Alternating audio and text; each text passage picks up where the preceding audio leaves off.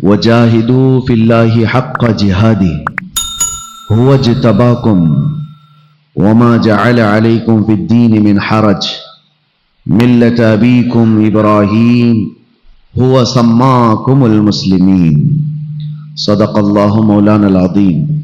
بارگاہ رسالت معاذ صلی اللہ علیہ وسلم میں درود پاک کا ہدیہ پیش کریں۔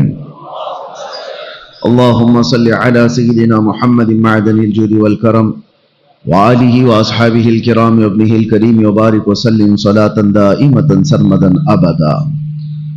اللہ عز و جل قرآن پاک میں ارشاد فرماتا ہے، اللہ کے راستے میں کوشش کرو جیسے کہ کوشش کرنے کا حق ہے۔ کس چیز کی کوشش کرنی چاہیے؟ وجاہدوا فی اللہ حق جہادہ، یہاں پر جہاد کا لفظ ہے۔ لوگ بولنے سے بھی ڈرنے لگ گئے آج کے زمانے میں کہ جہاد کے لفظ کو زبان پر بھی نہ لاؤ۔ میں آپ کو بتاتا ہوں کہ دیدہ و دانستہ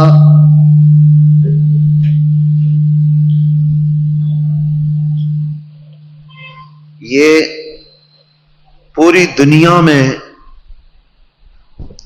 اس بات کو پھیلایا جا رہا ہے کہ مسلمان دو لفظ اپنی زبان پر کبھی نہ لائیں۔ یاد سے نہیں، تقریباً 100 سال سے اس کے پیچھے محنت کی گئی اور کوشش کی گئی کہ دو لفظ مسلمان اپنی زبان پر نہ لائیں۔ اس بات کو میں نے بہت مرتبہ اپنے بیانات میں ذکر بھی کیا ہے اور کرتا رہوں گا۔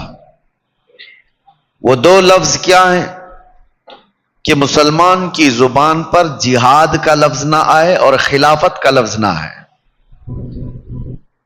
اور جہاد کو اتنا بدنام کر کے رکھو کہ لوگ اس کو بولنے سے ڈرنے لگ جائیں۔ میں آپ کو بتاؤں،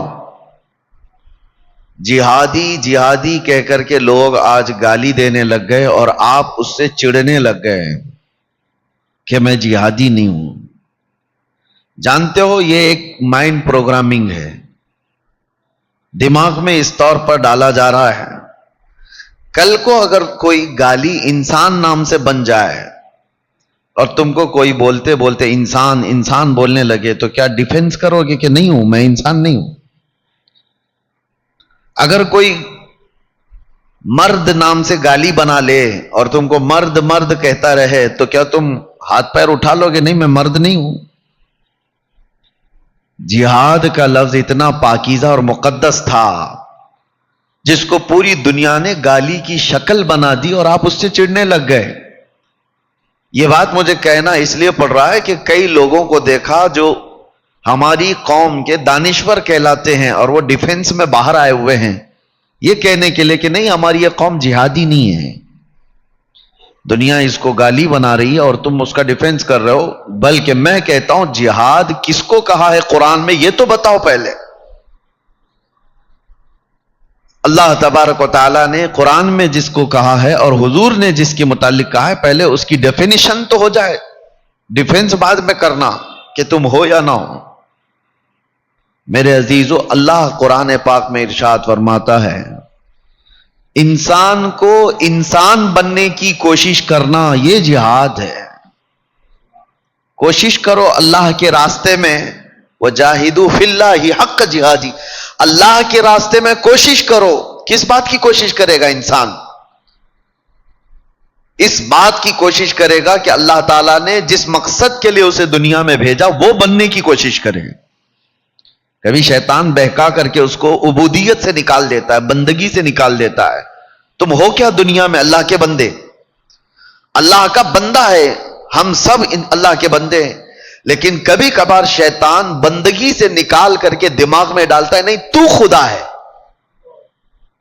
خدا بننے کی کوشش کرتا ہے بندہ، تو واپس عبودیت کی طرف آ جائے، بندگی میں آ جائے۔ اس کوشش کرنے کو اللہ تعالیٰ نے فرمایا اللہ کے راستے میں کوشش کرو جیسے کہ کوشش کرنے کا حق ہے، کیونکہ آیت کریمہ میں اللہ تعالیٰ خود فرماتا ہے۔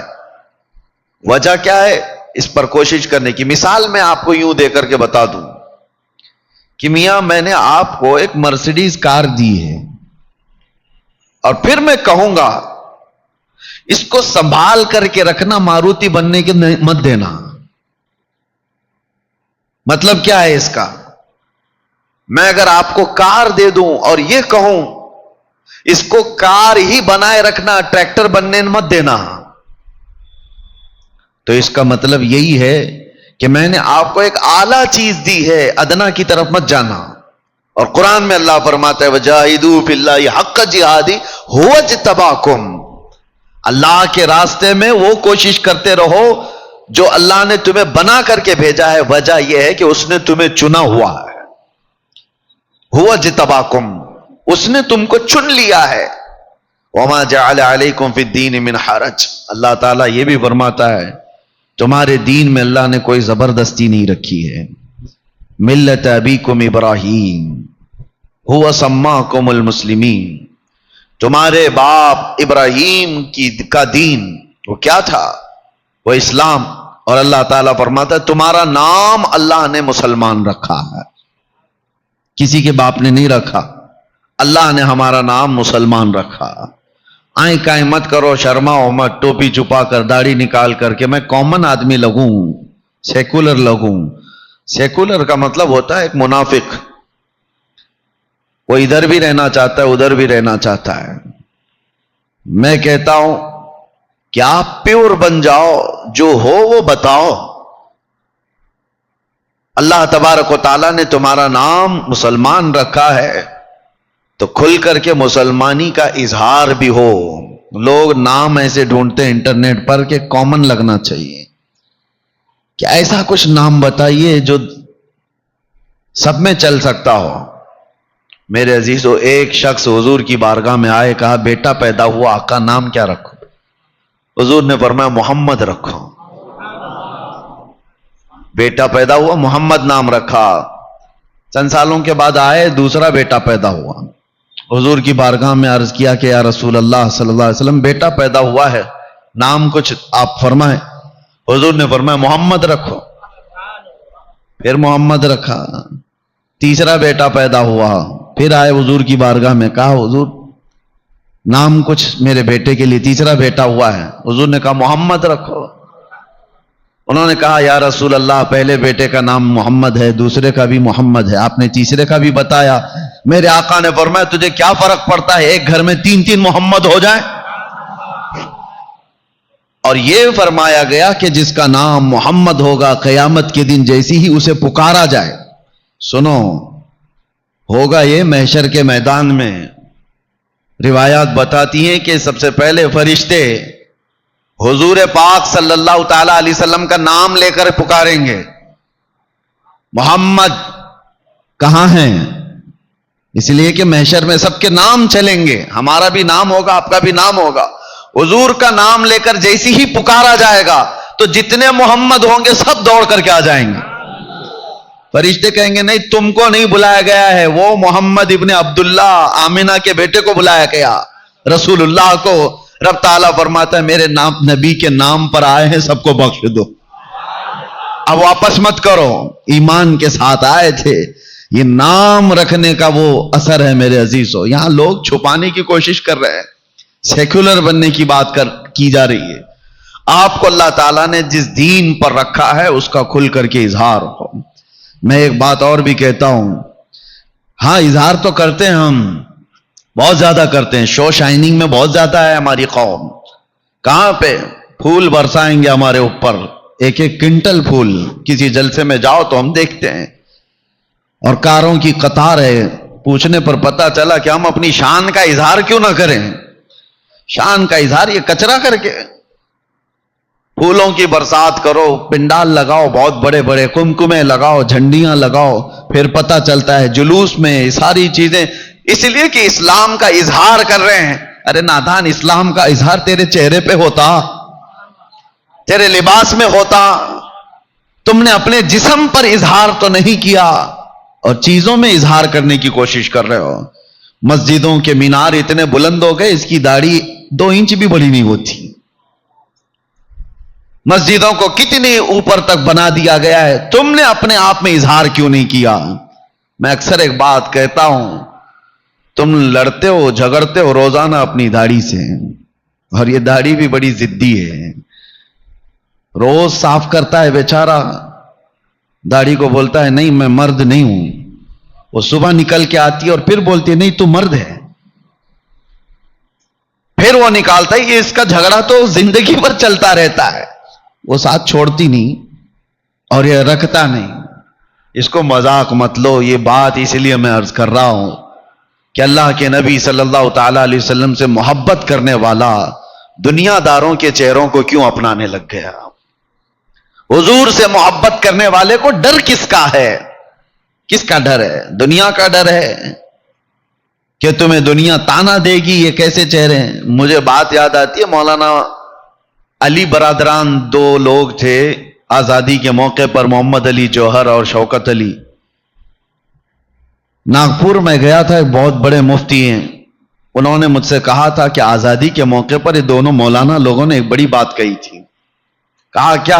کہا 15 منٹ کے لیے وہ آئے تھے اور سارے مسلمان استقبال کے لیے گئے، اس وقت بھی حالات بڑے خراب تھے، سب جگہ پر تعصب بھرا ہوا تھا، مسلمانوں کے خلاف بڑی بڑی سازشیں چل رہی تھی۔ اس وقت لوگوں نے پوچھا کہ آپ قائدین ہیں، کچھ بتائیں کیا کرنا چاہیے؟ انہوں نے کہا بہت بڑی طاقت وغیرہ جمع کرنے کی ضرورت نہیں، 2 چیزیں پابندی سے کر لو، دیکھو پھر۔ کہا کیا 2 چیزیں؟ کہا کہ ان کی بات میں کہہ رہا ہوں، سارے جتنے لوگ ہیں سب لوگ داڑھی رکھ لو اور سب لوگ ٹوپی پہن لو۔ کہا اس سے کیا ہوگا؟ کہا تمہیں پتہ نہیں، اللہ نے اسلامی شکل میں وہ رعب عطا فرمایا ہے، وہ رعب عطا فرمایا۔ تم ہو کروڑوں کی تعداد میں لیکن دکھتے کہیں نہیں، تم کامن بن کر کے جی رہے ہو، سیکولر بن کر کے جی رہے ہو، اپنے دین کو چھپا کر جی رہے ہو۔ اور دیکھو ہزاروں کے مجمع میں 4 سکھ بھی ہوں گے تو لگتے ہیں کہ ہاں سکھ برادری کے لوگ ہیں، کیونکہ انہوں نے اپنی شناخت کو برقرار رکھا، اپنی پہچان کو برقرار رکھا۔ وہ ہزاروں میں 4 بھی ہوں تو نظر آتے ہیں، اور تم لاکھ بھی ہو تو نظر نہیں آتے، پوچھنا پڑتا ہے نام کیا ہے تمہارا، وہاں سے بھی نہیں سمجھ میں آتا، اس نے راجو نام بتا دیا، وہ ادھر بھی ہے ادھر بھی ہے، سمجھ میں نہیں آیا تو باپ کا نام پوچھنا پڑتا ہے، باپ کا نام کیا ہے، اس نے ببلو بتا دیا، راجو سے بھی نہیں سمجھ میں آیا، ببلو سے بھی نہیں سمجھ میں آیا، ادھر کا ہے کہ ادھر کا ہے، دادا تک جانا پڑتا ہے۔ کیا یہ ہماری پہچان ہے؟ اللہ کے رسول صلی اللہ تعالی علیہ وسلم نے جن صحابہ کو اپنے معاشرے میں رکھا، اللہ اکبر، ان کی پہچان کیا تھی؟ ایک رومی بادشاہ نے حضور صلی اللہ تعالی علیہ وسلم کے ایک سفیر کا کیسا استقبال کیا تھا۔ ایک صحابی روم گئے ہوئے ہیں اور وہاں کے بادشاہ سے ملاقات ہے، حضور کا ترجمان بن کر کے گئے، ایمبیسیڈر بن کر کے گئے، روم یا دوسرا بیزنطین کا کسی علاقے کی بات ہے۔ اس بادشاہ نے آپ کے، وہ صحابی حضرت نعمان، ان کے اعزاز میں قالین بچھا دیا ریشم کی، اور کرسی لگا دیا سونے کی کلائی کی ہوئی کرسی، کیونکہ دھاک بیٹھی ہوئی تھی عرب کی لوگوں کے دلوں میں، محمد رسول اللہ صلی اللہ علیہ وسلم کے صحابہ کی فتوحات سب جگہ چرچے میں تھی، ایسی بات ہے اس وقت عزت دینے کے لیے یہ کیا گیا، ریشم کا قالین اور سونے کی کلائی کی ہوئی کرسی لگائی گئی۔ وہ صحابی رسول کے استقبال میں، حضور کے نہیں، حضور کے ترجمان، حضور کے سفیر، جیسے ہی وہ آئے انہوں نے دیکھا، اپنی تلوار سے انہوں نے وہ قالین کو اٹھا کے پھینک دیا، زمین پر چل کر کے آئے، کہا کہ اس پہ قدم نہیں رکھوں گا، ہٹا دیا گیا۔ ارے ریڈ کارپیٹ آج کس کے لیے نہیں بچھایا جاتا ہے؟ اس زمانے میں ریشم کا قالین کا مطلب ہوتا ہے سب سے مہنگی قالین ان کے لیے بچھائی گئی۔ پھر جب سونے کی کرسی پر بیٹھنے کا وقت آیا تو انہوں نے اس کو بھی دھکا دے کر گرایا، عام سادہ کرسی منگوائی، اس پہ بیٹھے۔ تو وہ وقت کا جو بادشاہ تھا اس نے کہا کہ اتنا غرور ہے آپ لوگوں کے اندر، اتنا ایٹیٹیوڈ، ہماری دی ہوئی چیزوں کا استعمال نہ کرنا، یہ کیا ہے؟ حضرت نعمان نے کہا ایٹیٹیوڈ، غرور، تکبر نہیں ہے، بات در حقیقت یہ ہے کہ میرے نبی صلی اللہ علیہ وسلم نے مرد کو ریشم کا استعمال حرام فرمایا، اور گولڈ کا سونے کا استعمال میرے نبی نے مردوں کے لیے حرام فرمایا ہے، اس لیے میں نے تمہارے ریشم کا بھی استعمال نہیں کیا، تمہارے سونے کا بھی استعمال نہیں کیا۔ کہنے والوں نے کہا وہ عرب کے رسول ہیں، آپ کہاں ہے؟ وہ یورپ میں آئے ہو، وہ عرب میں بیٹھے ہوئے مدینے میں ہیں اور تم یہاں پر ہو۔ اس صحابی نے کیا خوب جواب دیا تھا، انہوں نے کہا ہمارا دین وہ نہیں ہے کہ بازاروں میں الگ اور مسجدوں میں الگ، ہم مدینے میں بھی محمد کے غلام ہیں، یورپ میں بھی محمد کے غلام ہیں صلی اللہ علیہ وسلم۔ جس علاقے میں ہیں ہم اسلام کا اظہار کرتے ہیں۔ یہ پاسداری تھی، یہ احترام تھا دین کا، وہ لوگ کامیاب تھے۔ یہاں پر لوگ ہم سے یہ بھی کہتے ہیں حضرت جہاں جیسے جائیں ویسی بات کرنا چاہیے، ہاں جس پارٹی میں جائے ویسا لہجہ اختیار کرنا چاہیے۔ دیکھو ان سب کا ماحول وہی ہے، سب کا ماحول وہی بنتا چلا گیا۔ ان سے جب بات کرتے ہیں تو سیکولر بات کرنا چاہیے، ادھر آئیں تو ایسا لگتا ہے اس سے کٹر کوئی ہے ہی نہیں، منافقت ہے۔ دین اسلام تمہیں لہجے کے استعمال کا طریقہ تو بتاتا ہے لیکن منافقت نہیں سکھاتا، منافقت نہیں سکھاتا۔ اللہ نے تمہیں اس روئے زمین پر چنا ہے تو پیوریٹی کے ساتھ جیو۔ جو شناخت میرے نبی نے تمہیں دیا اس سے بہتر آئیڈینٹیٹی کوئی ہو ہی نہیں سکتی، کوئی نہیں ہو سکتی۔ سرکار مفتی اعظم ہند رحمت اللہ تعالی علیہ کے زمانے میں ایک وقت ایسا آیا کہ آپ سنت طریقے سے کھانا کھا رہے تھے تو آپ کے مرید اور خلیفہ نے کہا کہ حضور زمانہ بہت ترقی کر چکا، آپ چاقو چمچ سے کھانے کا وقت آ گیا ہے، کانٹے اور چمچ سے لوگ کھاتے ہیں، اس طرح سے کھانے کا طریقہ آ گیا ہے، تو کیا ہم اپنے آپ کو بدل نہیں سکتے؟ وہ متقی پرہیزگار لوگوں کا حال یہ تھا، انہوں نے کہا کہ ہر زمانہ میرے رسول کا ہے، حضور کا طریقہ پرانا ہو ہی نہیں سکتا۔ تم نے کیسے کہا کہ نبی پاک کی سنت یہ پہلے کی ہے اب نیا طریقہ آ گیا؟ سرکار مفتی اعظم کہتے ہیں اللہ نے میرے نبی کو قیامت تک کا رسول بنا کر بھیجا ہے، ہر زمانہ رسول کا ہے، ان کی سنتیں کبھی پرانی نہیں ہو سکتی۔ یہ تو آج کے لوگ ہیں جنہوں نے حضور صلی اللہ تعالی علیہ وسلم کے طریقوں کو یہ سمجھا۔ پھر میں یہ پوچھتا ہوں اگر حضور کی سنتیں پرانی ہیں تو ہمیں دیکھنے کو لوگ کیوں تڑپتے رہتے ہیں؟ ہم کون سی دنیا داروں کے طریقے پر اب چل رہے ہیں؟ ہم آج کے دور میں چاہے تمہارا جتنا بھی فیشن ہو، ہم نے دیکھا ہے حضور پاک صلی اللہ تعالی علیہ وسلم کی سنت کا اگر امامہ پہن لے تو لوگوں کی نگاہیں اٹھ کر کے عزت سے دیکھتی ہیں۔ یہ ہر زمانہ حضور پاک صلی اللہ تعالی علیہ وسلم کا ہے۔ اسی لیے میرے عزیزو، قرآن میں اللہ تعالیٰ نے جو فرمایا اس کی طرف آؤ، وَجَاهِدُوا فِي اللَّهِ حَقَّ جِهَادِ۔ اللہ نے تمہیں جس مقصد کے لیے دنیا میں بھیجا اسی مقصد پر کاربند رہو، اس کی کوشش کرتے رہو، کہیں شیطان تمہیں دوسری طرف نہ کھینچ لے، دوسری طرف اپنی طرف آمادہ نہ کر لے۔ اور ایک جگہ رب تعالیٰ فرماتا ہے الشیطان یعیدکم الفقر ویأمرکم بالفحشاء، شیطان تم کو محتاجی کی طرف بلاتا ہے اور بے حیائی کی دعوت دیتا ہے۔ آج کا دور وہی ہے۔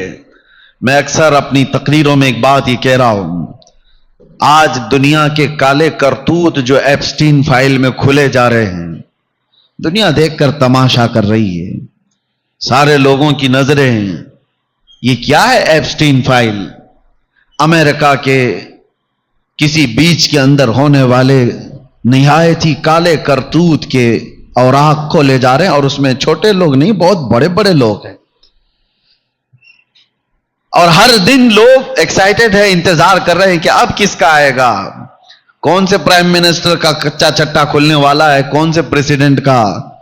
یہ سب ایک حمام میں ننگے ہیں اور ان کی فائلیں کھولی جا رہی ہیں۔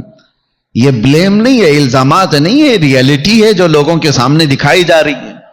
یہ سب اپنی جگہ پر لوگ آج چرچا کر رہے ہیں کہ دیکھو اس ملک کا بادشاہ بھی اس میں ہے ایپسٹین فائل میں، ارے ہمارے ملک کا کھلونا بھی اس کے اندر ہے۔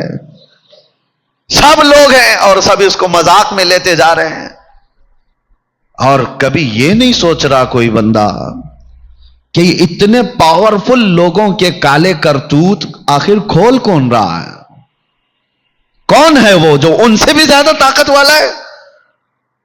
ایک بات میں آپ کو بتاؤں، یہ وہ طاقتیں ہیں جن کے ہاتھ میں ڈپارٹمنٹ کے محکمے سے لے کر کے جوڈیشری تک کے گلے ہاتھ میں موجود ہیں، وہ جیسے چاہیں اپنے احکام نافذ کر چاہتے ہیں۔ تو دیکھا آپ نے، ارے پورے کے پورے الیکشن کھا جائیں، ویسے لوگ، طاقتور لوگ اپنے گندے اور کالے کرتوت کو آخر کیوں کھول رہے ہیں اور کھولنے کیسے دے رہے ہیں؟ ان کے پاس تو طاقت ہے، ان کے پاس تو پاور ہے، جو بھی ان کے کالے کرتوت کھولے گا اس کو تو یہ پکڑ لیں گے، گلا دبا دیں گے، ختم کر ڈالیں گے۔ لیکن ایک بات میں آپ کو بتاؤں، یہ کوئی اور نہیں کھول رہا، یہ خود وہی لوگ کھول رہے ہیں۔ ہاں، کوئی اور طاقت نہیں ہے۔ امریکہ کا صدر جو اتنا پاورفل مانا جاتا ہو، پوری دنیا میں اس کی طاقت کے چرچے ہوتے ہوں، اس کے سامنے کسی چیز کو روکنے کی ہر چیزیں موجود ہیں۔ پیٹروٹ میزائل کا بادشاہ، پورے نیوکلیئر کا بادشاہ، جس ملک کو چاہے آنکھ دکھائے، جس ملک کو چاہے تباہ و برباد کر ڈالے، کوئی روکنے والا نہیں۔ بڑی بڑی طاقتیں اس کا ہاتھ پکڑنے کی تیار نہیں۔ وہ اپنے گندے کرتوت کو روک کیسے نہیں سکتا؟ روکے گا کیوں نہیں؟ اس کے پاس ساری طاقتیں موجود ہیں۔ لیکن ایک بات کی طرف میں آپ کو اشارہ کر رہا ہوں، یہ فائلیں کوئی اور نہیں کھول رہا، وہ کالے کرتوت کرنے والے یہ سارے طاقتور خود ہی کھولے جا رہے ہیں۔ وجہ کیا ہے؟ یہ پورا نظام دجالی نظام ہے، شیطانی نظام ہے۔ یہ مائنڈ پروگرامنگ کی جا رہی ہے کہ بڑے بڑے لوگوں کے زنا کے کالے کرتوت دیکھ کر عام آدمی پھر یہ سوچنے لگ جائے کہ بڑے بڑے لوگ جب 12 سال کی بچیوں سے بلاತ್کار کر سکتے ہیں تو ہم کیوں نہیں کر سکتے؟ دھیرے دھیرے یہ دماغ بنایا جائے، دھیرے دھیرے عام لوگوں کے درمیان زنا کو عام کر دیا جائے۔ اور مجھے وہ بات یاد آتی، اللہ کے رسول صلی اللہ علیہ وسلم نے ارشاد فرمایا، قیامت کے قریب تم دیکھو گے زنا کو اتنا عام کر دیا جائے گا جیسے کتے اور گدھے راستوں پر جوڑا کھاتے ہیں۔ انسان اس طرح سے عام راستوں پر زنا کیا کریں گے اور لوگ ان کو دیکھ کر یوں ہی گزر جائیں گے۔ یہ وہی منظر تو ہے آج، ان کے کالے کرتوت سب دیکھ کر کے لوگ ہنس کر کے آگے فارورڈ کر دیے، ہو گیا ختم، یا تو پھر ڈیلیٹ کر دیا یا شیئر کر دیا۔ یہ مزاج بنایا گیا ہے آج۔ الشیطان یعیدکم الفقر ویأمرکم بالفحشاء، قرآن میں اللہ فرماتا ہے شیطان تمہیں بے حیائی کی دعوت دے گا، تمہیں محتاجی کی طرف بلائے گا۔ یہ بڑا نظام ہے میرے عزیزو۔ ان خبیثوں کا ایک ہی مقصد ہے، خدائی نظام کو توڑ دینا۔ اللہ کا جو نظام ہے، اس نے جو انسانوں کے درمیان نظام قائم کیا، اس کو توڑ دینا ہے، ختم کرنا ہے۔ اس پر ہر طرح کی ممکن کوشش کی جاتی ہے۔ اللہ کا نظام کیا ہے؟ تمہیں پاکیزہ حلال غذاؤں سے تمہیں رزق دیا گیا، اس نظام کو ختم کر دو۔ حلال و حرام کوئی چیز ہی نہیں، ہر چیز کھاؤ، ہر چیز کھاؤ۔ بلکہ میں آپ کو بتاؤں، یہ ایپسٹین فائل میں یہ بھی تک ظاہر کیا جا رہا ہے کہ یہ ظالم مردود طاقتور لوگ جن بچیوں کے ساتھ بلاತ್کار کرتے تھے ان کا پخانہ بھی کھاتے تھے، پیشاب پینے والے بھی لوگ تھے۔ اپنی خواہشات کو کوئی آدمی اس حد تک اگر کوئی غلیظ کرتا ہے تو یہ شیطانی نظام ہے۔ اللہ کا جو نظام قدرت ہے اس کو پارا پارا کر دو، ختم کر دو۔ شادی کا نظام ختم کرنا چاہتے یہ دجالی دنیا، نہیں، لیونگ ان لائف ختم کرو، شادی ودی کا نظام۔ جو پسند آئے اس کے ساتھ رہو، جب تک چاہے رہو، بچے ہو جائیں تو بھی کوئی بات نہیں، پھر نہیں ہو تو چھوڑ دو، دوسری رکھو۔ شادی کا نظام ہی ختم۔ یورپ میں ہزاروں بچے ایسے ہیں جن کو باپ کا پتہ ہی نہیں، معلوم نہیں رہ گیا، کیونکہ ماں کئی لوگوں کے ساتھ رہی۔ ایسے ایک دو نہیں، ہزاروں بچے ہیں۔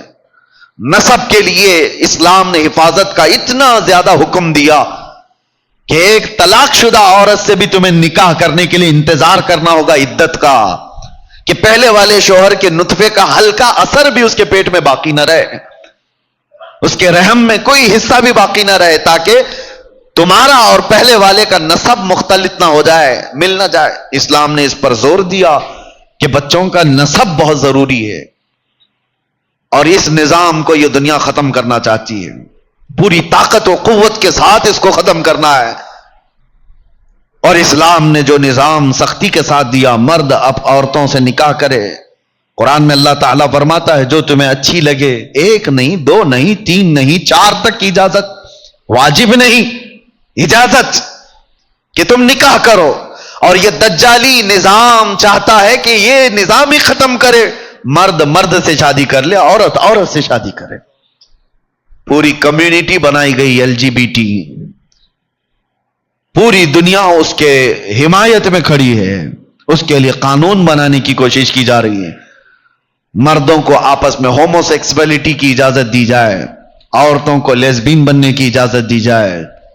معاذ اللہ رب العالمین، اس پوری دنیا نے جو محنت اور طاقتیں لگائی ہے یہ خدائی نظام کو توڑنے کے لیے، اس میں ہم کہاں ہیں آج؟ سوچنے کی بات ہے، ہم کہاں ہیں؟ یہ سارے طوفانوں میں تم کہاں کھڑے ہو؟ اور تم ان بڑے طوفانوں سے بچ کیسے سکتے ہو؟ جہاں پر پاورفل لوگ تمہارے پیچھے پیسوں کی برسات کر رہے ہیں، ایسے طوفانوں میں کھڑے کیسے رہ پاؤ گے؟ کیا یہ وہ زمانہ نہیں ہے جس کے بارے میں حضور نے فرمایا تھا تمہارا ایمان پر قائم رہنا اتنا مشکل ہو جائے گا جیسے ہتھیلی میں انگارہ لے کر کھڑا ہونا مشکل ہے؟ بڑی بڑی طاقتیں تمہارے پیچھے لگی، اسلام نے تمہاری نگاہوں کی حفاظت کا حکم دیا تھا، اور انہوں نے پورا میدان تیار کر کے دے دیا۔ فیس بک، انسٹاگرام، نہ جانے کیا کیا چیزیں تمہارے لیے بازار مہیا کر دیے گئے۔ ہزاروں لڑکیاں اس میں ننگی ہیں، جس سے چاہے چیٹنگ کرو، جس سے چاہے باتیں کرو۔ یہ میدان کھلا بنا دیا گیا ہے۔ کس نے بنایا یہ میدان تمہارے چیٹنگ کے لیے، ڈیٹنگ کے لیے؟ کس نے بنایا؟ ہمارے بچے اس میں چلے گئے۔ افسوس ہوتا ہے کیا رسول اللہ کو منہ دکھاؤ گے؟ آج نوجوان یہ سمجھتے ہیں کہ یہ تو نئی دنیا کی بات ہے، نئے دوست بن رہے ہیں، کیا ہے؟ ایک بات میں آپ کو بتاؤں، ایک جملہ کہا جاتا ہے فلاں لڑکی کے ساتھ چیٹنگ ہوتی ہے، میری بیسٹ فرینڈ ہے۔ لڑکیاں کہتی ہیں اس کے ساتھ میرا کچھ بھی نہیں ہے، بیسٹ فرینڈ ہے۔ یہ جھوٹ ہے، کبھی ہو ہی نہیں سکتا۔ اللہ نے تمہیں حکم ہی نہیں دیا اس کا، بیسٹ فرینڈ کا۔ اجنبی کے لیے اللہ تعالی، اللہ کے رسول فرماتے ہیں جب ایک اجنبی مرد ایک اجنبی عورت کے ساتھ ہو تو تیسرا اس کے ساتھ شیطان ہوتا ہے۔ تمہیں یہ اجازت ہی نہیں دی گئی، لیکن دنیا نے یہ نظام بنا کر کے دیا ہے، تمہارے سامنے میدان بنا کر کے دیا ہے، کھیلو اس میں، ننگے ہو جاؤ۔ اور اتنا ننگا ہو جاتا ہے آدمی کہ خود اپنے آپ کو بھی، اپنے خاندان کو بھی، سب کو ننگا کر دیتا ہے۔ یہ پوری دنیا خدائی نظام کو توڑنے میں پوری طاقت خرچہ کر رہی۔ فیس بک اور انسٹاگرام، یہ واٹس ایپ کے جو سوشل سائٹس بنائی گئی، جانتے ہیں یہ ملین میں نہیں بلین ڈالرز کے ہیں۔ یہ ہلکے پھلکی قیمت کے نہیں ہیں، کروڑوں روپیوں کے خرچ کے بعد یہ چیزیں بنی ہیں، اور ایک دو نہیں، کروڑوں لوگ اس کے اندر موجود ہیں، اس کے سبسکرائبر ہیں۔ کیوں دنیا تمہیں یہ پلیٹ فارم بنا کر کے دے رہی ہے؟ کبھی سوچا آپ نے؟ کبھی آپ انٹرنیٹ کی دنیا میں جائیں، آپ کو کوئی ایپلیکیشن کا سبسکرپشن لینا ہوتا ہے، یا کبھی کوئی سیکھنے والی چیز آپ کو لینی ہوتی ہے، ارے منتھلی فیس بھرنا پڑے گا آپ کو۔ دیکھو آپ، منتھلی فیس ہے، لیکن یہ سوشل سائٹ مفت میں دھنا دھن دی جاتی۔ فیس بک کی کوئی منتھلی فیس نہیں ہوتی، انسٹا کی کوئی منتھلی فیس نہیں ہوتی، یہ اسنیپ چیٹ کہیں کوئی فیس نہیں چارج کرتا۔ کیوں میاں اتنا رحم دل ہمارے اوپر؟ پوری دنیا کو یہ کس چیز میں مبتلا کی؟ یہ میدان بنا کر کے دیا گیا ہے کہ ننگے ہو جاؤ، سب ننگے ہو جاؤ، خدائی نظام کو پاش پاش کرو۔ اللہ نے فرمایا حیا قائم رکھو، تم حیا کو قتل کر دو۔ اللہ نے فرمایا نظروں کی حفاظت کرو، تم نظروں سے خوب زنا کرو۔ اللہ نے فرمایا تم اپنے کانوں کو زنا سے بچاؤ، لذت والے الفاظ سننا یہ زنا ہے کانوں کا، اور انہوں نے بنا کے دیا روز صبح شام تم کانوں سے زنا کرو۔ کیوں میدان بنا کر دیا گیا ہے؟ میں اب آپ کو سمیٹتے ہوئے اس بات کی طرف لے کر کے آتا ہوں، इन तूफानी दुनिया में तुम कहां खड़े हो और कैसे बच सकते हो? जाहिर सी बात है, एक हल्का सा दिया, एक मोमबत्ती जल रही हो, खिड़कियां सब खुली, दरवाजा भी खुला, तेज आंधी, तूफानी हवा, उस वक्त इस दिया का, इस चिराग का, इस मोमबत्ती का बचना कितना मुश्किल है, कितना मुश्किल है। आखिर कौन बचाएगा इसको? कैसे बचेगी ये मोमबत्ती? यही तो फिक्र की बात है। अब मैं कहता हूं, ये सारे तूफानों में, इन आंधियों में आज ईमान की तुम्हारी हिफाजत हो सकती है तो सिर्फ एक बात पर तुम बच सकते हो और कोई तुम्हें नहीं बचा सकता। वो बात क्या है जो तुम्हें बचाएगी? उन्हें जाना, उन्हें माना, उन्हें जाना, उन्हें माना, न रखा गैर से काम, लिल्लाहिल हम्द में दुनिया से मुसलमान गया। हुजूर की तरफ आ जाओ, यही तूफानों से बचाने वाली जात है। तुम दिल से और जान से हुजूर की बारगाह में अपने आप को सुपुर्द करके कहो, आका मैं तुम्हारा गुलाम हूं, आप जैसा चाहें मैं वैसा बन करके रहूं। फिर देखना गैब से तुम्हारी हिफाजत होती या नहीं। मेरे अजीजों, अनकरीब हमारे जनाजे उठने वाले हैं, बहुत जल्दी मस्जिदों से हमारे नाम का ऐलान हो जाएगा। तुम किस इंतजार में हो कि अभी बहुत दुनिया बाकी है? बल्कि अब तो दुनिया इतनी तेजी से हमारे ऊपर से गुजरेगी कि अल्लाह के रसूल सल्लल्लाहु अलैहि वसल्लम ने फरमाया कि तुम देखोगे साल महीनों की तरह हो जाएगा, महीना हफ्ते की तरह हो जाएगा, हफ्ता दिन की तरह हो जाएगा। ये अब साल बहुत तेजी से गुजरने वाले हैं। पहले वक्त में बरकत हुआ करती थी, अब वक्त में बरकत भी नहीं, सब उठा ली जाएगी। हमने देखा है यूं चलते चलते कुछ नौजवान हमारे आसपास थे, अरे आज आकर के लौट करके देखें तो दाढ़ियां सफेद हो गई, इनके बाल सफेद हो गए, जवानी यूं तेजी से गुजर कर चली गई। और अब वो वक्त भी आ जाएगा जब मलकुल मौत दस्तक दे रहा होगा, मौत का फरिश्ता तुम्हारे घर आ चुका होगा। इसलिए मैं कहता हूं, अपने आप को ऐश और इशरत में इतना मुब्तला करके न रखो कि जब तुम्हारी रूह निकालने का वक्त आए तो किसी गुनाह के अड्डे से आपको ना उठाया जाए। जब आपके दुनिया से जाने का वक्त आए तो मुंह छुपा कर जाने की नौबत ना आए। आज ले उनकी पनाह, आज मदद मांग उनसे, कल ना मानेंगे कयामत में अगर मान गया। हुजूर पाक सल्लल्लाहु तआला अलैहि वसल्लम की तरफ से हर जगह ये ऐलान किया जा रहा है, हर जगह ऐलान किया जा रहा है। कुरान में रब ताला फरमाता है, महबूब अपने गुलामों से कह दे मेरे पीछे चलो। अगर वो आपके पीछे चल भी लें, अल्लाह फरमाता है युहब्बिबकुमुल्लाह, अल्लाह उनसे मोहब्बत करेगा, अल्लाह उनसे मोहब्बत करेगा। रब तबारक ताला फरमाता है ये अल्लाह के महबूब हो जाएंगे। इसी को आयत ने कहा वजाहिदू फिल्लाहि हक्क जिहादी, अल्लाह के रास्ते में इतनी मेहनत करो जो बनने का अल्लाह ताला ने तुम्हें हुक्म दिया। अब किस पे मेहनत कर रहा है आदमी? चेहरे पर पाउडर लाली से, बॉडी पर किस पे मेहनत कर रहा है? अरे मैं तो उन नौजवानों को देखा फजर में 5 बजे उठकर जिम जा रहे हैं और बड़े बड़े हथौड़े उठा रहे हैं, क्या क्या डंबल उठा रहे हैं और बड़ी मेहनत के साथ पसीने में शराबोर होकर के आ रहे हैं। क्या कर रहे हैं? बॉडी बना करके आ रहे हैं। और गुजरते चले गए और 2 रकात नमाज पढ़ने की तौफीक नहीं मिली, फजर की 2 रकात नहीं पढ़ सके। तुम बड़े ताकतवर डंबल उठा करके आए और पता नहीं कितनी मेहनत वाले वर्कआउट करके आ रहे हैं जिस्म बनाने के लिए। अल्लाह तो फरमा रहा है उसके रास्ते में वो बनने की कोशिश करो जो बनने के लिए तुम्हें भेजा गया। तुमने जिस्म पर मेहनत की, मैं इसके खिलाफ नहीं हूं, वर्कआउट करना गलत नहीं है, जिस्म की हिफाजत के लिए ख्याल करना गलत नहीं, करो, रोज करो, अरे 6-6 घंटा जिम करो, आपको मना किसने किया? लेकिन तुम्हारी रूह को इतना बीमार ना करो कि अंदर से बदबू आने लग जाए। रूह को इतना गलीज ना कर दो गुनाहों से कि तुम्हारी आंखों से हया खत्म हो जाए, तुम्हारे दिल के अंदर गंदगियों की आमाजगा हो जाए। जिस्म बनाओ, लेकिन ऐसा जिस्म बनाओ जैसे खालिद बिन वलीद का था। हाँ, वो रसूलुल्लाह के वो गुलाम थे। अरे आज का कौन जवान है, लाओ कोई बॉडी बिल्डर। खालिद बिन वलीद रज़ियल्लाहु ताला अन्हु एक हाथ में तलवार उठाते थे तो 35 किलो की तलवार थी, दूसरे हाथ में ढाल पकड़ते थे तो 40 किलो की ढाल होती, और ऐसे में लड़ते भी थे।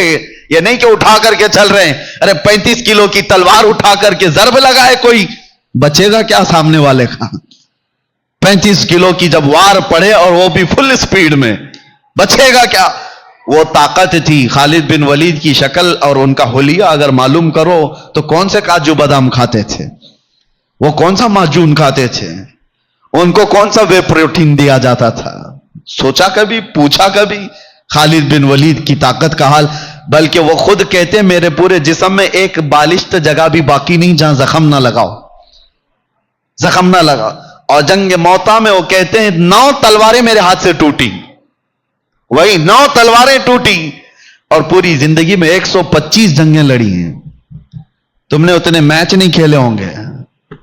और वो जान की बाजी लगाने वाले सैफुल्लाहिल मसलूल। और कसम खुदा की मैं आपको कह रहा हूं, हैरत होती है पढ़ करके कभी तारीख, एक जंग में भी शिकस्त कभी नहीं ली।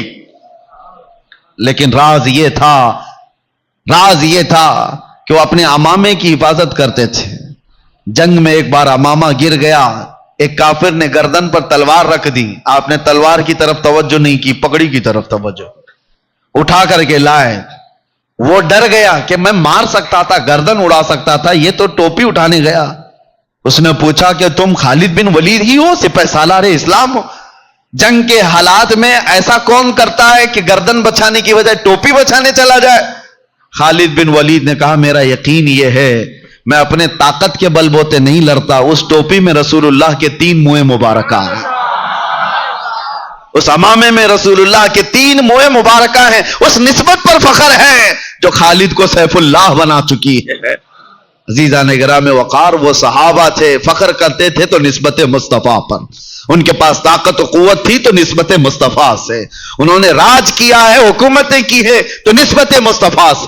उमर इब्न खत्ताब रदी अल्लाह ताला अन्हु यही तो कहते हैं, 36 लाख स्क्वायर किलोमीटर पर तन्हा हज़रत उमर की निगरानी थी, और वो भी ऐसी निगरानी कि मदीने में बैठे हैं और मुल्क शाम में एक माँ और बेटी दूध में पानी मिलाने से डर रहे हैं, और कहती है बेटी मां से, मां पानी मत मिलाना दूध में, उमर की हुकूमत है, उमर इब्न खत्ताब की हुकूमत है, उनकी खिलाफत है। ये कहां से आता है ये पावर? उन्हीं से सुनो। हजरत उमर कहते हैं मेरी हैसियत तो इतनी है कि मैं खत्ताब का बेटा उमर, बचपन में मुझसे 2 बकरियां नहीं संभली जाती थी, मेरा बाप मुझे रोज मारता था, लेकिन जब तक बिके न थे तो कोई पूछता न था। हुजूर के कदमों से वाबस्ता हुआ तो उमर इब्न खत्ताब कहते हैं मैं वही खत्ताब का बेटा हूं उमर, लेकिन आज मैं 36 लाख स्क्वायर किलोमीटर पर तन्हा हुकूमत करता हूं, इसलिए कि मोहम्मद अरबी का गुलाम उमर हूं। निस्बत रसूलुल्लाह की, यही तमाम चीजों की ताकत का राज है, कुव्वत का राज है, तुम्हारी सरबुलंदी का राज है, हमारी इज्जतों का राज है। ये सारी चीजों की तरफ आपकी तवज्जो हो। एक बार नौजवान उठ जाए और ये तय कर ले कि इधर उधर की छोड़ मैं मेरे मुस्तफा की कदम की तरफ निकलता हूं, देखना इज्जतें तुम्हारे घर पर दस्तक देंगी। लोग आज भी उस इंतजार में हैं कि वो जवान कहां चला गया जिसके चलने से मोहल्ले में खुशबुएं आया करती थी, वो जवान कहां चले गए जिनकी बातें सुनने के लिए लोग कान खड़े किया करते थे। आज लोग अपने दरवाजे क्यों बंद कर लेते हैं अय्याश नौजवानों को देखकर कि इनके गुजरने से कहीं हमारी बेटियों की इज्जत ना पारा पारा हो जाए। वो बच्चे क्यों आ गए? इसलिए इन तमाम मादियात से हट करके बारगाह मुस्तफा में आने की मेरी एक ही दावत है, मेरा एक ही उन्वान है कि मोहम्मद से वफा तूने तो हम तेरे हैं, ये जहां चीज है क्या लौह कलम तेरे हैं। रब तबारक व तआला जब तक सांसें बाकी है हुजूर के कदमों में इज्जत की जिंदगी अता फरमाए, नामूस मुस्तफा पर पहरेदारी की आखिरी दम तक मौला हमें तौफीक अता फरमाए। इन दज्जाली निजाम और शैतानी निजाम और इन तूफानी हवाओं में मौला हमारे ईमान की सलामती अता फरमाए, हमारे अकीदे की हिफाजत अता फरमाए, हमारे क़यामत तक पैदा होने वाली नस्ल को इश्क़ मुस्तफा में पैदा फरमाए, हमारी औलाद को, हमारे घर को, हमारे खानदानों को बदअकीदा और गुमराह होने से मौला हिफाजत फरमाए। इस मस्जिद की रौनकों को हमेशा कायम व दायम रख मौला, यहाँ की रूहानियत को सदा कायम रख।